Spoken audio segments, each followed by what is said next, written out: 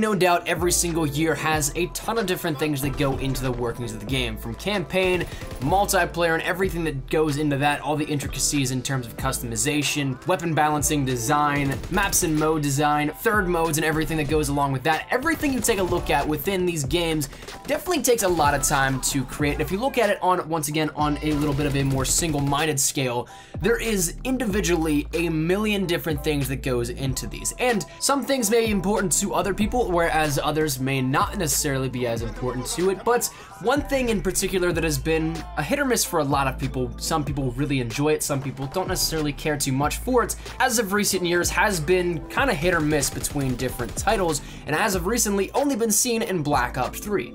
That is being something that is theater mode. And the fate of theater mode within Call of Duty World War II was publicly put on display today over on Twitter, and it gave us the final say on whether or not we'll see that within Call of Duty World War II. Michael Condrigon asked over on Twitter, will there be a theater mode in World War II? It helps us content creators more than you think. To which Condry bluntly replied, there will not. Very sorry, but the share functionality on the PS4 is very powerful for capturing and uploading. Now, personally, while I didn't necessarily expect this to come within Call of Duty World War II, as it was not in Advanced Warfare, but of course, from a creative standpoint and somebody that loves just maybe mess around with something in theater mode, it is definitely something that I was kind of hoping, I was keeping in the back of my mind. Maybe we'd get it, maybe not, but I guess up until this point in time, we only were kept guessing. So with this now confirmed not to be in here, it limits, in a sense, what a lot of people can do creatively.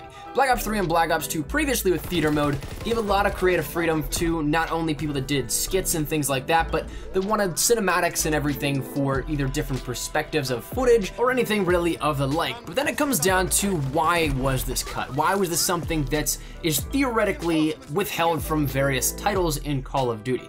A lot of people end up saying that it comes down to the netcode, that it has this inability to sync up the movements with the players in-game in real time, creating lag across the board for all sorts of players. Any sort of playing environment, if you have theater mode on, theoretically, in what a lot of people will say, is that it creates lag. Personally, I haven't taken a look at any netcode to see anything that goes for this or against this idea and notion, but in a sense, I guess it could make sense here, and whether or not that is in fact the case, I guess once again, unless we dive deep into the technical workings of how things work both on a game sense and also from the server end, it's something we won't necessarily be able to firmly grasp unless we do that. But if that is in fact the case, then I'm actually okay with this. If this makes the connection better, the ability for the server to register, hit reg, and all that kind of stuff, I'm totally okay with it. Yes, it would be kind of a bummer to not be able to get cool thumbnails and things like that for videos or whatever I want to do creatively in that sense, but truthfully, and I know some people might disagree with me if they're a content creator as well,